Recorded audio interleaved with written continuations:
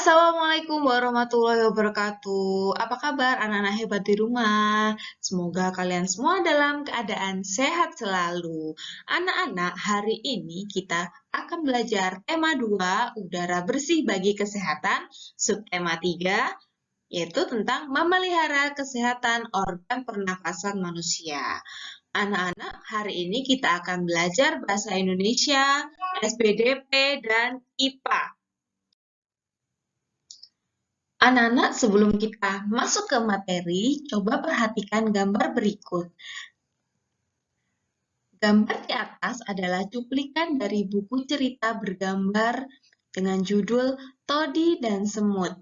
Inti cerita, Todi dan Semut mengisahkan Todi yang gemar makan coklat dan kue-kue manis, tetapi malas membersihkan sisa-sisa makanan. Suatu ketika, Todi segera tertidur setelah makan kue manis dengan mulut dan tangan kotor terkena sisa-sisa makanan.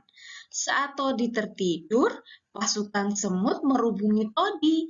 Mereka juga menggigit tangan dan muka Todi sehingga bentol-bentol.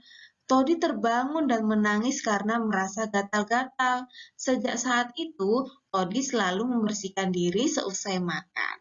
Nah, anak-anak, dari gambar dan ilustrasi tadi dan cerita tadi ya, apakah sudah sesuai antara gambar dan ceritanya?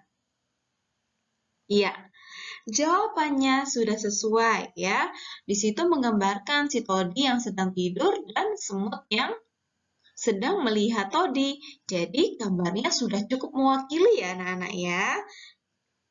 Nah, anak-anak, karya gambar cerita banyak kita temui pada buku cerita, terutama buku cerita bergambar dan komik. Perhatikan contoh gambar berikut. Kak Diko membeli ikan dipindahkan ke dalam akuarium.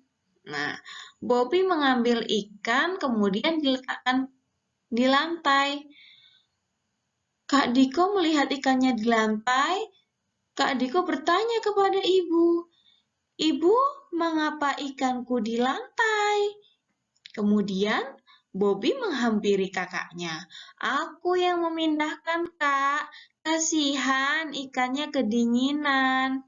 Kemudian Kak Bobby menjawab, "Ikan memang hidup di air, Bobby."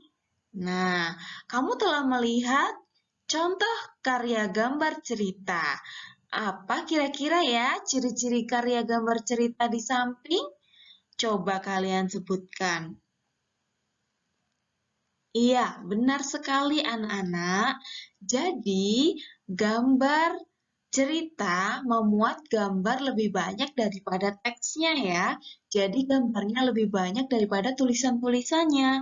Kemudian, gambar-gambar yang ada menceritakan urutan peristiwa. Jadi, gambarnya itu disusun sesuai dengan urutan peristiwanya. Nah, baik. Anak-anak, kita akan belajar bagian dari cerita bergambar ya.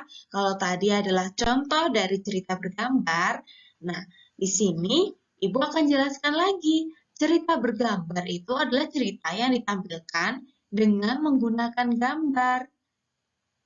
Dialog-dialog tokohnya atau narasi pada cerita bergambar ditampilkan dengan menggunakan balon kata. Seperti contoh ini ya. "Ayo, aku antar kamu ke UKS. Terima kasih ya Nina." Itu hanya cuplikan dari sebuah cerita bergambar ya anak-anak. Di sini kita akan belajar bagian-bagian dari cerita bergambar. Di situ tertulis ada yang namanya parit, balon kata, ilustrasi, dan panel. Mari kita pelajari apa pengertian dari parit, balon kata, ilustrasi, dan panel. Nah, anak-anak, sebelum kita mengenali istilah-istilah tadi, dalam suatu cerita gambar ada yang namanya narasi. Narasi biasanya berisi tentang keterangan, latar, tempat, waktu, atau situasi. Seperti pada gambar tersebut ya. Di situ tertulis ruang UKS, berarti latarnya, tempatnya adalah di depan ruang UKS. Nah, kemudian ada namanya balon kata. Ya, seperti ini. Yang warna putih berisi teks itu namanya adalah balon kata. Jadi, untuk meletakkan dialog-dialog narasi. Kemudian ada namanya parit anak-anak. Nah, dalam suatu komik atau cerita bergambar biasanya dibuat kotak-kotak berjajar ya anak-anak ya. Di situ ada jarak antara kotak satu dan kotak lain. Nah, itulah yang disebut parit anak-anak ya, atau ruang di antara panel. Adapun panel sendiri adalah kotak-kotaknya ini yang disusun menjadi sebuah cerita, itu namanya panel. Kemudian ada ilustrasi. Tentunya tadi ilustrasi harus sesuai dengan cerita ya anak-anak ya. Gambar yang digunakan untuk memperjelas cerita. Jadi orang dengan melihat gambarnya dan membaca teksnya itu sudah bisa mengerti apa sih jalan ceritanya. Seperti itu anak-anak. Nah, anak-anak kita masuk ke pembelajaran muatan pelajaran IPA KD 3.2 dan 4.2, yaitu tentang cara memelihara organ pernafasan. Contoh yang dapat kita lakukan untuk memelihara organ pernafasan yang pertama yaitu menjaga kesehatan organ pernafasan. Seperti makan makanan yang sehat dan bergizi. Jadi, dengan makan makanan yang bergizi, kalian bisa memelihara kesehatan organ pernafasan kalian. Daya tahan tubuh terjaga dengan baik. Kemudian, istirahat yang cukup. Olahraga teratur.